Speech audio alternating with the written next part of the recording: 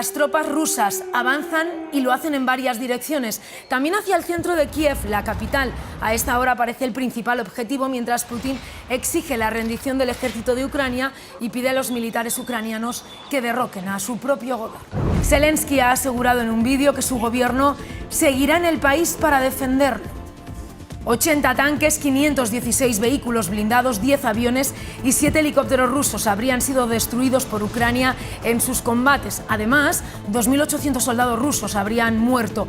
El ministerio ha informado también del ataque a 2 barcos extranjeros al sur de Odessa, en el Mar Negro. Cientos de personas se refugian en las estaciones del metro tras escuchar bombardeos y fuertes explosiones cerca de la ciudad. Familias con niños y mascotas esperan que terminen para volver a casa. El ayuntamiento de Kiev ha decidido dejar abierta la red de metro las 24 horas para que los vecinos puedan refugiarse. La noche ya ha caído aquí en Kiev y con ella llegarán seguramente nuevos bombardeos y el sonido de las sirenas. No ha sido tan frecuente esta tarde como esta mañana, cuando las hemos escuchado en repetidas ocasiones, al tiempo que las explosiones de los misiles y bombas de las fuerzas aéreas rusas han caído sobre todo en el extrarradio de la ciudad, pero de madrugada un misil alcanzó un edificio de viviendas y ha habido al menos 3 muertos. La noticia, sin embargo, la novedad con respecto al día anterior, es la entrada de tropas rusas de fuerzas terrestres por el norte de la ciudad. Ha habido una incursión importante en el barrio de Olovon, aunque fue repelida por las fuerzas de Ucrania. Después de eso, después de las batallas, los milicianos han tomado posiciones clave. Pudimos hablar con ellos y aseguraban que esperaban un contraataque ruso en cualquier momento. Las fuerzas rusas sí se han hecho con el aeropuerto comercial y base aérea militar de Antonov, en el noroeste de la ciudad, y están preparando posiblemente acciones nuevas para las próximas horas o días. Según la inteligencia británica, el grueso de las tropas rusas que están cerca de Kiev se encontrarían a unos 50 kilómetros de la capital de Ucrania.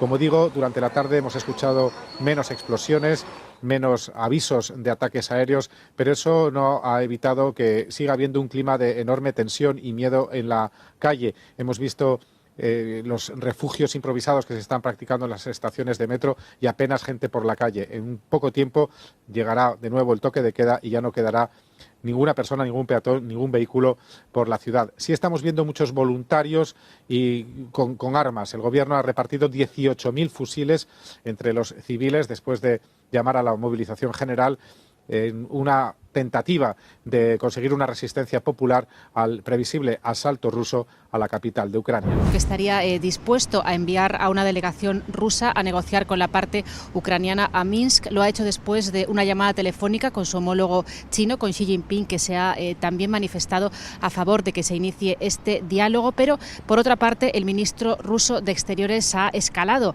bastante su retórica contra el gobierno de Kiev. Ha llegado a decir que no lo reconoce como un gobierno legítimo ni democrático y repiten que está llevando a cabo un genocidio contra los ciudadanos rusos del Donbass. Así que esa negociación evidentemente parece que pueda ser difícil con estos calificativos de que no reconocen como legítimo a este gobierno. Además, Sergei Lavrov intenta presentar esta invasión de Ucrania como una guerra de liberación, porque aseguran que ese país, que Ucrania, está en manos, como decimos, de un gobierno nazi. Aquí el ejército sigue mostrando su superioridad militar, ampliando la lista de objetivos de infraestructuras militares destruidas allí en Ucrania. No reconocen ninguna pérdida de soldados rusos, tampoco reconocen haber matado a ningún civil y ni siquiera reconocen que estén luchando contra el ejército ucraniano. Según ellos, todos los soldados se habrían rendido, se estarían retirando, y los que permanecen combatiendo, para ellos son también nazis e incluso terroristas. Es la señal en directo que nos llega de Rusia, de la ciudad de San Petersburgo, donde, ya lo ven, cientos de personas han salido a la calle para protestar por la invasión militar que su presidente Vladimir Putin está realizando en Ucrania. Protesta en la segunda jornada de ataque de Rusia a Ucrania. Ayer también en Rusia vimos protestas en contra de Vladimir Putin, en contra de esa invasión, de ese ataque a Ucrania.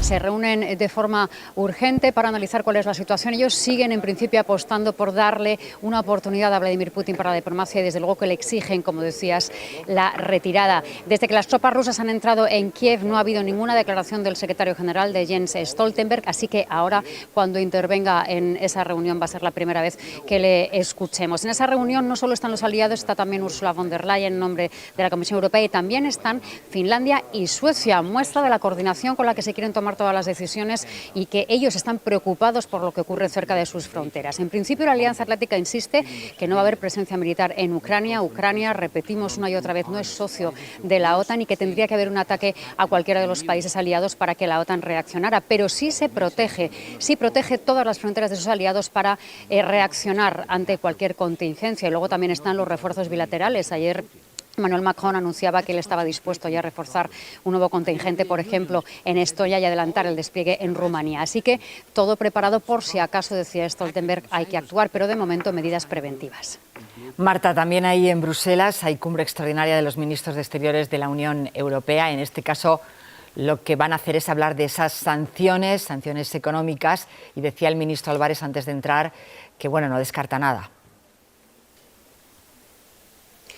No descarta nada y de hecho es que ninguno descarta nada y parece ser que va a volver a haber noticia aquí esta tarde. Es el tercer Consejo de Ministros extraordinario esta semana. Van a aprobar las sanciones de las que hablábamos ayer y esta mañana, esas sanciones que van dirigidas a la economía rusa, pero van a hablar ya de ese tercer paquete de sanciones de forma urgente. Y en ese tercer paquete confirmado está el congelar los activos a Vladimir Putin y a su ministro de Exteriores. Eso sí que es un paso más. Ayer los titulares de los 27 países discutieron mucho sobre cuándo activar ese paso más definitivo. Parece que era difícil alcanzar unanimidad, pero debieron dejarlo todo cerrado. Estuvieron aquí hasta las 3 de la mañana para que hoy precisamente, si ocurría lo que ha ocurrido, que las tropas rusas entraban en Kiev, fueran los ministros exteriores los que pudieran confirmarlo. Así que eso está encima de la mesa, van a discutirlo, habrá rueda de prensa y sabremos al final en qué se ha quedado. Si Rusia, como ha sido el caso, escogía la vía ya olvidada y desterrada de Europa de la guerra, responderíamos con sanciones masivas. Y esa es la voluntad con la que acude España a este Consejo de Asuntos Exteriores.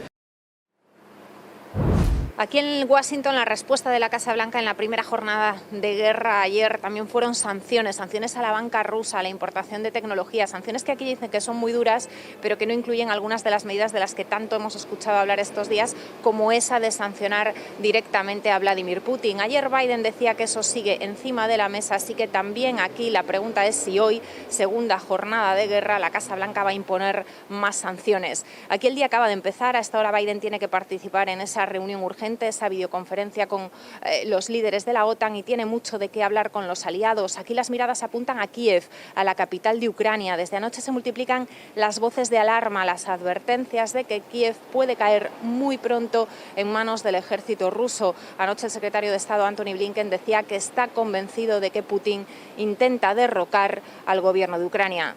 Y a pesar de la situación en Ucrania, la bolsa española ha registrado hoy la mayor alza diaria desde noviembre de 2020 y gana el 3,51%.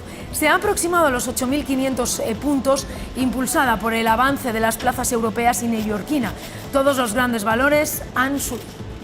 Desde la Comunidad de Madrid han concretado que el hermano de la presidenta Isabel Díaz Ayuso cobró 283.000 euros en total de la empresa Privet Sportif.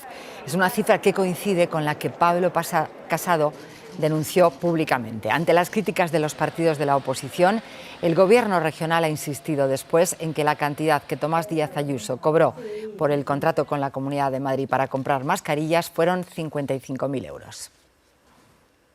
La caída de los contagios en España se está ralentizando. Es normal que a medida que vayamos bajando ya a los niveles ya pues de menos transmisibilidad del virus, vaya bajando también el ritmo de esa bajada. Lo ilustra la curva de incidencia en lo que llevamos de mes. Siempre cuesta abajo, pero esa pendiente, llegados a esta última semana, ha perdido inclinación y la velocidad en el descenso de positivos se ha reducido a la mitad. Todavía hace frío, el frío siempre va en contra de los virus respiratorios.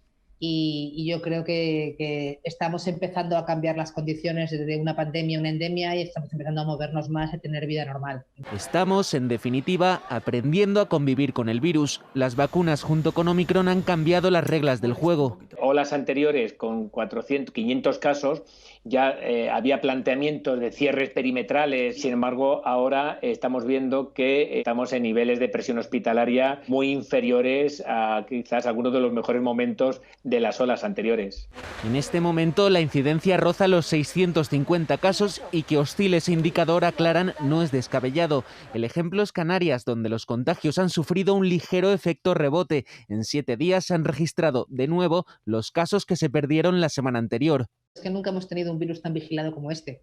Si tenemos cualquier virus respiratorio vigilado al minuto, estos picos estoy convencida que durante los meses de invierno los veríamos en otras unidades. No creen, por lo tanto, que el caso de Canarias suponga un cambio de dirección en la tendencia que se pueda extrapolar al resto del país.